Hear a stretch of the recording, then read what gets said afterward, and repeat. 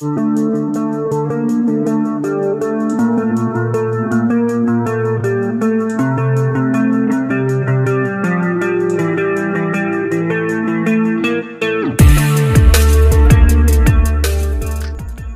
ini Jian Jianji tampak kesal saat mendengar ucapan Sun Hailu yang seolah menghina dirinya.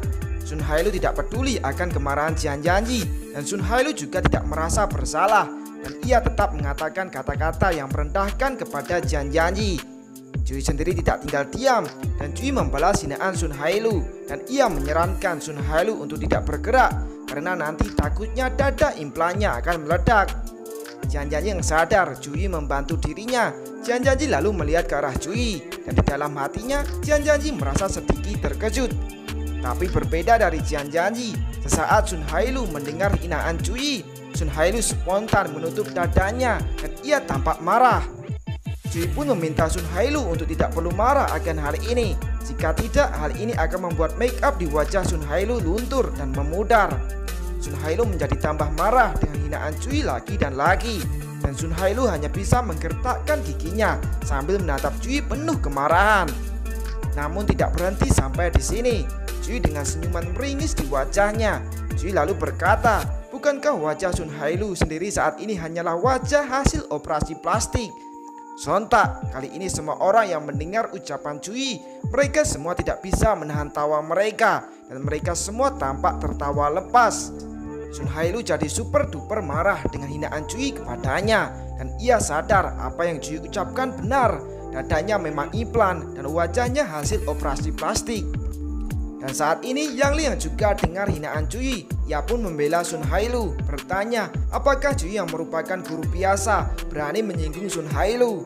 Tetapi Cui tidak terlalu menghiraukan ucapan Yang Ling, melainkan Cui hanya menyarankan Yang Ling untuk tidak bersikap sombong dan jangan meremehkan orang. Yang Ling sendiri bukannya tobat, tapi Yang Ling jadi lebih arogan dan memberitahu latar kehidupan Cui, di mana ayahnya hanya karyawan, adiknya difabel, dan ibunya menghilang. Semua orang yang mendengar latar belakang kehidupan Cui, mereka pun tampak menggosip dan mereka menggosip akan kehidupan yang menyedihkan dari Cui. Dan tidak cukup sampai di sini, Yang Ling lalu dengan nada merendahkan bertanya, apakah dengan latar kehidupan seperti Cui, masihkah ada wanita yang bisa menyukai Cui? Setelah mengatakan semua ini, Yang Ling tampak tersenyum sinis melihat ke arah Cui, yang saat ini Cui tampak terdiam mendengar semua ucapan Yang Ling. Yang Ling sendiri sengaja mengatakan semua ini kepada Cui supaya mental Cui hancur dan Cui tidak akan pernah bisa mampu untuk mengangkat kepalanya lagi. Di sisi lain, Wang Ling tampak marah, tahu guru yang ia hormati dihina seperti ini. Tapi sebelum Wang Ling melabrak Yang Ling, saat ini Gu Feifei menghentikan Wang Ling. Karena saat ini Jian Jianji yang ada di samping Cui, ia terlihat meraih lengan Cui dan Jian Jianji berkata, ia adalah wanita yang menyukai Cui. Mendengar Jian Jianji, sontak Yang Ling menjadi terkejut dan ia sedikit tidak percaya dengan apa yang ia dengar dari Jian Jianji. Jian Jianji pun mengulangi perkataannya, ia sangat menyukai Cui, bahkan jika Cui mau menikahi dirinya, ia bersedia menerimanya. Namun setelah Jian Jianji mengatakan hal ini, di dalam benak Jian Jianji sendiri, Jian Jianji hanya ingin membantu Cui dan bukan berarti ia mengakui perasaannya. Kang Qilun tampak terkejut dengan apa yang diucapkan Jian Jianji dan ia tidak terima dan bertanya apakah Jian Jianji buta, apa bagusnya dengan orang semacam Cui ini. Begitu pula dengan Yang Ling, ia sedikit tidak mengerti bagaimana bisa seorang artis terkenal bisa dibutakan oleh seorang pria miskin seperti Cui. Namun berbeda dengan Kang Qilun dan Yang Ling, para murid Cui tampak bersorak gembira dan senang dengan pengakuan cinta Jian Jianji kepada Cui. Cui sendiri tahu maksud Jian Jianji melakukan ini kepadanya dan ia juga tahu Jian Jianji hanya ingin membantunya. Jadi Cui berterima kasih kepada Jian Jianji. Jian Jianji sebenarnya juga sedikit malu ketika melakukan ini dan ia tidak bisa menyinggung si Bin Hong yang berasal dari salah satu keluarga terbesar di Cina. Akan tetapi saat ini Sun Hailu tiba-tiba berkata dengan nada kesal dan ia menyuruh semuanya untuk menyudahi semua ini. Dan kemudian Sun Hailu menyarankan Jian Jianji agar segera menemui si Bin Hong dan tidak membuat si Bin Hong menunggu terlalu lama. Setelah mengatakan ini, Sun Hailu lalu pergi, diikuti oleh Kang Qilun dan Yang Ling yang keduanya juga ingin bertemu dengan si Bin Hong. Jian Janji sendiri sebelum pergi, ia melihat Cui dan ia berkata ia harus pergi, jika tidak si Bin Hong akan marah padanya dan manajemen tempat ia bekerja. Tentu Cui memahami apa yang dipikirkan Jian Janji dan Cui tidak berniat membiarkan Jian Janji melewati masalah ini sendirian. Jadi Cui juga akan ikut dengan Jian Janji. Jian Janji tidak menolak tawaran Cui dan Jian Janji yang melihat Cui begitu perhatian kepadanya, raut wajahnya menjadi sedikit memerah. Di sisi lain, para murid Cui yang juga melihat ini, mereka tampak terpana dan mereka seperti menonton adegan drama percintaan antara Cui dan Jian Janji. Adegan pun kemudian berganti. Beberapa saat kemudian, Cui dan lainnya akhirnya telah sampai di suatu ruangan di mana si Bin Hong berada. Si Bin Hong sendiri saat ini, ia tengah duduk ditemani beberapa model wanita di sampingnya. Dan saat ia melihat Yang Ling, si Bin Hong memuji kecantikan Yang Ling. Yang Ling tampak senang dengan pujian si Bin Hong. Sedangkan Kang Yilun yang ada di samping, ia langsung memperkenalkan dirinya. Takut ia tidak dikenal oleh si Bin Hong. Namun si Bin Hong tidak terlalu menghiraukan Kang Yilun, karena saat ini ia melihat ke Jian Janji dan bertanya apakah orang di samping Jian Janji adalah penjaganya. Mendengar pertanyaan si Bin Hong, Jian Janji sedikit ragu untuk menjawabnya dan sementara menoleh ke arah Cui, Jian Janji tidak tahu harus menjawab seperti apa. Cui sendiri yang juga mendengar pertanyaan si Bin Hong, Cui tanpa ragu menjawab, ia bukanlah penjaga Jian Janji, tetapi ia adalah pacar Jian Janji. Sontak mendengar jawaban Cui, si Bin Hong menjadi sedikit terkejut dan si Bin Hong tidak percaya akan hal ini. Melihat si Bin Hong tidak percaya, Cui kemudian melanjutkan ucapannya. Dirinya adalah pengagum Jian Janji, jadi normal bagi si Bin Hong untuk tidak tahu hal ini. Di sisi lain, Jian Janji yang juga mendengar ucapan Cui, ia tampak merenung dan ia sadar Cui saat ini tengah menyelamatkan dirinya dari cengkraman si Bin Hong. Tapi meski Cui sudah menjelaskan, si Bin Hong tetap meragukan ini dan ia juga menyukai Jian Janji. Ia lalu menyarankan Cui untuk menjauhi Jian Janji. Cui sendiri tidak takut dengan ancaman si Bin Hong dan Cui berkata, apa jadinya jika si Bin Hong terus memakai nama Tuan Mudasi dan Tuan Mudasi yang asli tahu hal ini. Si Bin Hong pun menjadi waspada sesaat ia mendengar Cui membahas hal ini dan ia bertanya apa maksud Cui mengatakan hal ini kepadanya. Cui sendiri menjawab dan menjelaskan anak ketiga seperti si Bin Hong berani mengaku sebagai anak tertua. Jika patriark keluarga si tahu hal ini, apa yang akan ia pikirkan? Setelah mendengar Cui, si Bin Hong pun mengerti maksud ucapan Cui dan karena ini ia menjadi marah kepada Cui yang berani mengatakan hal ini di hadapannya. Kang Yilun dan Yang Ling yang juga mendengar Cui, keduanya tampak tertegun dan tidak mengira Cui berani mengatakan ini kepada si Bin Hong. Dan saat ini Jian Janji yang melihat apa yang diucapkan Cui membuat si Bin Hong marah. Ia pun jadi khawatir dengan Cui dan berpikir ini adalah suatu masalah besar.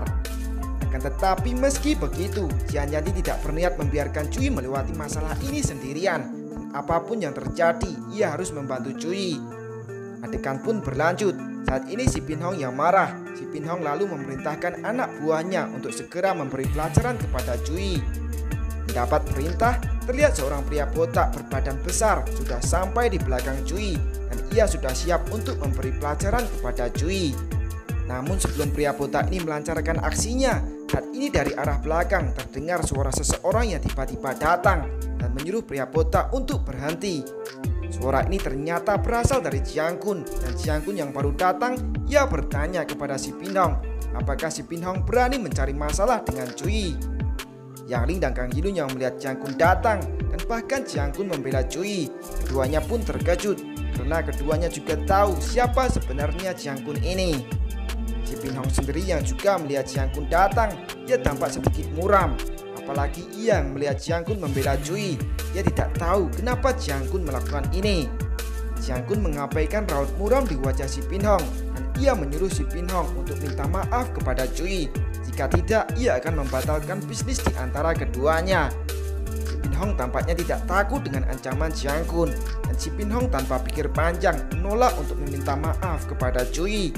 Dan si Bin Hong juga berkata, ia tidak butuh bantuan Jiang Kun sama sekali. Sementara mengatakan ini, si Bin Hong menyuruh pria botak untuk memberi pelajaran kepada Cui dan lainnya. Jiang Kun pun tampak marah melihat si Bin Hong tidak menghargai dirinya. Bahkan ia tidak mengira si Bin Hong berani menyampaikan ucapannya. Dan saat ini pria botak sudah sampai di dekat Jian Jianyi, dan pria botak berniat meraih Jian Jianyi. Jian Jianyi sendiri yang sadar akan hal ini, ia tampak ketakutan.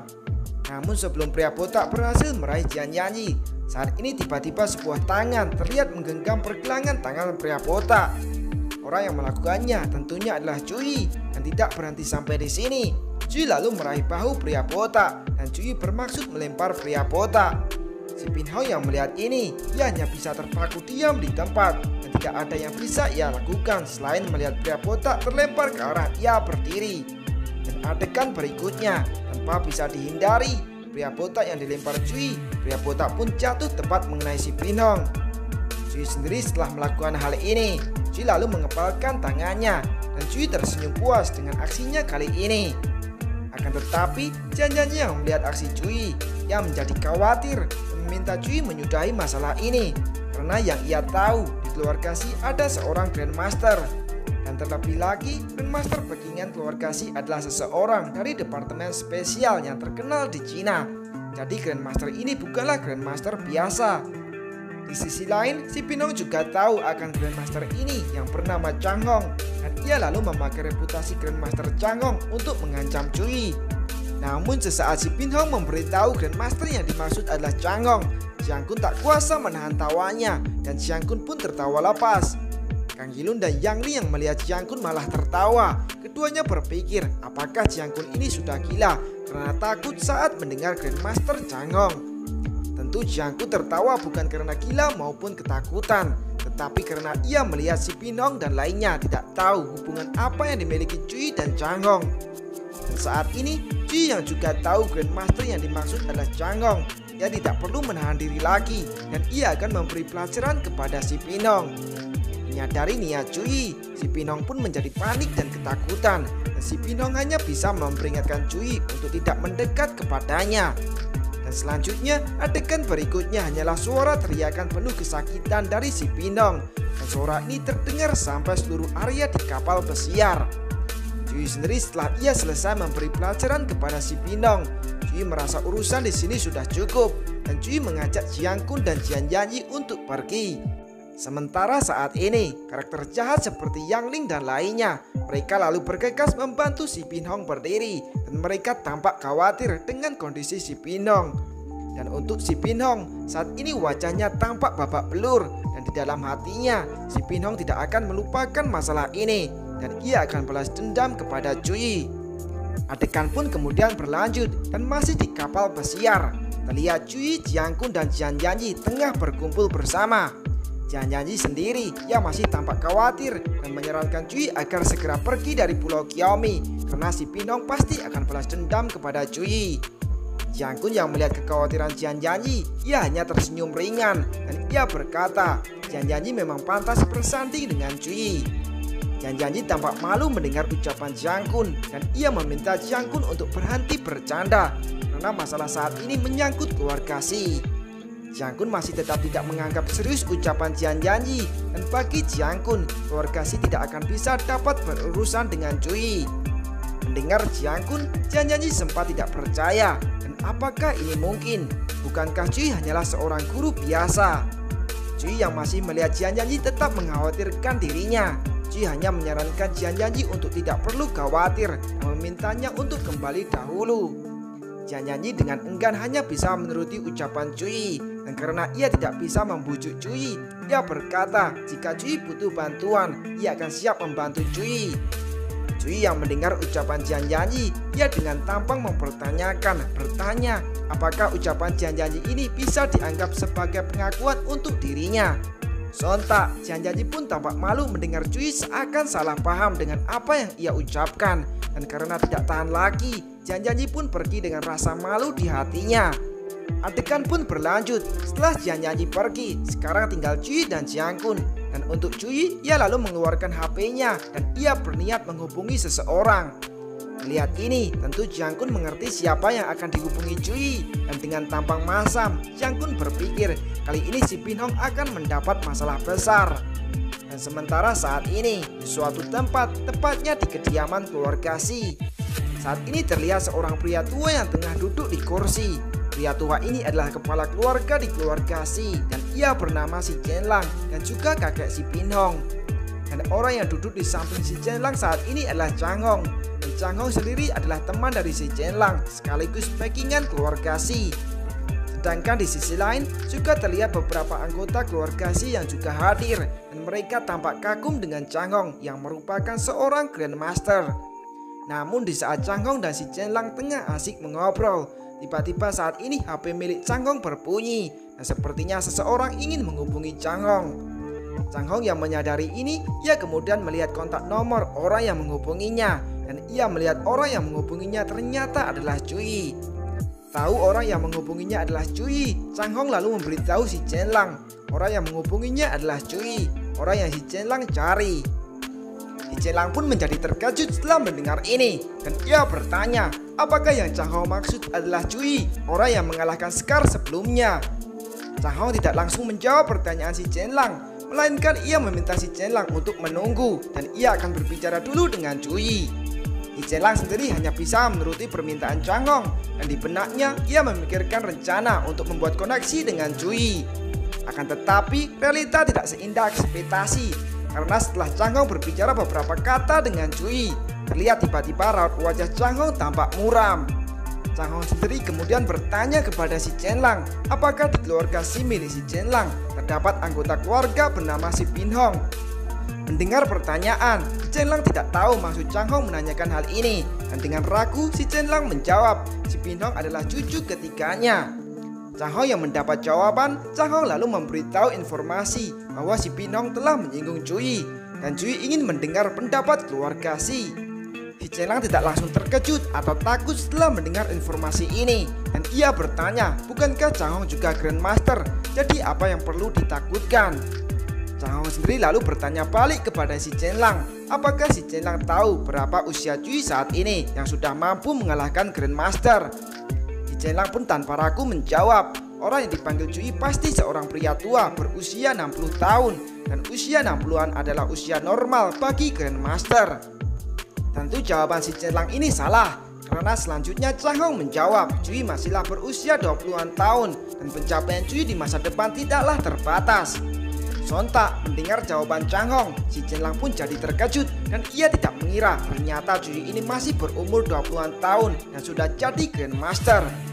Semua anggota keluarga Si juga terkejut akan hal ini, dan mereka tidak mengira akan ada Grandmaster berumur 20-an tahun, dan bagi mereka Cui ini adalah seorang jenius. Dan saat ini Si Chen-lang yang sadar akan seriusnya masalah, ia pun jadi marah, dan ia langsung memerintahkan ayah Si Bin-hong bernama Si Qiling untuk segera memanggil Si Bin-hong. Dan kembali ke Si Bin-hong, saat ini Si Bin-hong tengah dalam perawatan dari luka di wajahnya yang disebabkan Cui sebelumnya. Si Bin-hong yang melihat Yang Ling begitu perhatian dalam merawat lukanya, ia pun sedikit tertarik dengan Yang Ling, dan ia kemudian meraih tangan Yang Ling. Yang Ling sendiri tampak malu melihat sikap Si Bin-hong kepadanya, dan Yang Ling spontan langsung menarik kembali tangannya dari tangan Si Bin-hong. Namun saat ini, di saat Si Bin-hong tengah berduaan dengan Yang Ling, tiba-tiba ponsel milik Si Bin-hong di atas meja berbunyi. Sadar akan ini, Si Bin-hong lalu mengambil ponselnya. Tapi saat Si Bin-hong menerima panggilan masuk, tiba-tiba dari ponsel terdengar suara kemarahan ayah Si Bin-hong yang menyuruh Si Bin-hong segera minta maaf kepada Cui. Dan jika Si Bin-hong tidak segera minta maaf ke Cui, Si Bin-hong akan terancam dicoret dari daftar kartu keluarga. Dan ini adalah perintah langsung dari kepala keluarga Si. Dan saat ini Kang Yilun yang tidak tahu tentang seriusnya masalah, ia lalu menawarkan diri untuk mengawasi Cui supaya Cui tidak berani macam-macam. Kan tetapi saat Kang Yilun mengatakan hal ini, balasan dari perkataan Kang Yilun adalah tampulan Si Bin-hong ke wajah Kang Yilun. Dan kemudian Si Bin-hong pun bergegas pergi untuk menemui Cui. Dan karena marah, Si Bin-hong bergumam ia hampir lenyap karena para karakter jahat ini. Sun Hailu yang melihat Si Bin-hong tampak buru-buru pergi, ia menjadi bingung, dan ia bertanya ke arah Si Bin-hong pergi, mau kemanakah Si Bin-hong pergi? Si Bin-hong menolehkan kepalanya dan dengan nada marah menjawab, ia ingin pergi menemui Cui dan meminta maaf kepada Cui. Sun Hailu dan Kang Yilun yang mendengar tujuan Si Bin-hong, keduanya menjadi terkejut dan tidak mengerti kenapa Si Bin-hong malah ingin minta maaf ke Cui. Adegan pun kemudian berganti dan kembali ke Cui. Saat ini Cui tengah berada di suatu ruangan bersama Jiang Kun. Cui sendiri berkata alasan ia melaporkan tindakan Si Bin-hong kepada keluarga Si untuk mengajari Si Bin-hong tata krama dan cara menghormati orang. Sementara Cui dan Jiang Kun tengah berbincang bersama. Saat ini di luar ruangan terlihat Si Bin-hong tengah berlutut di depan ruangan. Dan di dalam benak Si Bin-hong sendiri, ia tidak mengerti siapa sebenarnya Cui ini. Bagaimana mungkin Cui bisa membuat kakeknya bisa begitu takut dengan Cui. Dan kemudian setelah menunggu beberapa saat, akhirnya pintu ruangan pun terbuka dan Cui terlihat keluar dari ruangan. Cui yang melihat Si Bin-hong berlutut, ia lalu bertanya kepada Si Bin-hong, apakah Si Bin-hong tahu di mana letak kesalahan yang telah ia lakukan. Mendengar ini, spontan Si Bin-hong bersujud dan ia mengakui semua kesalahannya dan tidak seharusnya ia menyinggung Cui, dan untuk itu ia minta maaf ke Cui. Tapi bukan ini yang Cui maksud sebagai kesalahan Si Bin-hong, karena kesalahan Si Bin-hong adalah saat orang yang tidak punya tata krama seperti Si Bin-hong bertemu dengannya. Si Bin-hong tampak terdiam mendengar ucapan Cui, tapi saat Si Bin-hong terdiam, tiba-tiba terlihat sebuah tendangan kaki mengarah ke arah Si Bin-hong terdiam. Dan tentunya orang yang menendang adalah Cui, dan tendangan ini adalah hukuman dari Cui untuk Si Bin-hong akan kesalahan yang telah ia perbuat. Dan adegan berikutnya, setelah Cui selesai memberi hukuman kepada Si Bin-hong, Cui lalu berbalik pergi dan Cui merasa ini sudah cukup. Melihat Cui seakan mengampuni dirinya, Si Bin-hong pun kemudian bersujud ke arah Cui pergi, dan ia berterima kasih karena Cui tidak melenyapkan dirinya. Dan saat ini setelah Cui kembali ke dalam ruangan, Jiang Kun yang melihat Cui, ia merasa apa yang Cui barusan lakukan tidak seperti Cui yang biasanya. Mendengar Jiang Kun, Cui sendiri hanya membalas dan berkata balik, apa yang barusan ia lakukan sebelumnya kepada Si Bin-hong bukanlah hal berlebihan. Kali ini Jiang Kun terdiam mendengar ucapan Cui dan ia tidak tahu harus membalas seperti apa. Cui pun lalu melanjutkan ucapannya. Baginya dunia ini tidaklah adil, dan untuk mendapat keadilan orang harus punya pemikiran dan kekuatan, dan ini adalah keharusan. Adegan pun kemudian berganti dan keesokan harinya, saat ini para murid Cui tengah berkumpul dan mereka mendapat informasi bahwa Cui telah pergi duluan. Makin kemudian mengatakan apa yang ia pikirkan, dan ia merasa akhir-akhir ini Cui tidak dapat diprediksi, terlebih setelah acara festival sekolah diadakan. Namun saat Makin mengatakan ini, Hulai yang mendengarnya, ia spontan menggebrak meja di depannya. Dan ini sontak membuat Wang Li yang di samping jadi kaget. Hulai lalu berkata dengan suara menggebu, tidak peduli siapa sebenarnya Cui, baginya Cui tetaplah guru mereka. Dan saat ini, sementara para murid Cui tengah membicarakan Cui yang saat ini berada di suatu tempat, entah kenapa ia tiba-tiba bersin. Cui sendiri tidak tahu apa yang terjadi, karena Cui saat ini sedang berjalan bersama Jiang Kun menuju suatu tempat. Dan sepanjang jalan Cui melihat banyak petarung. Jiang Kun yang melihat Cui penasaran, ia pun lalu menjelaskan, ia dan Cui saat ini berada di Pulau Heiguan, dan ini adalah salah satu tempat terkenal dengan para petarung.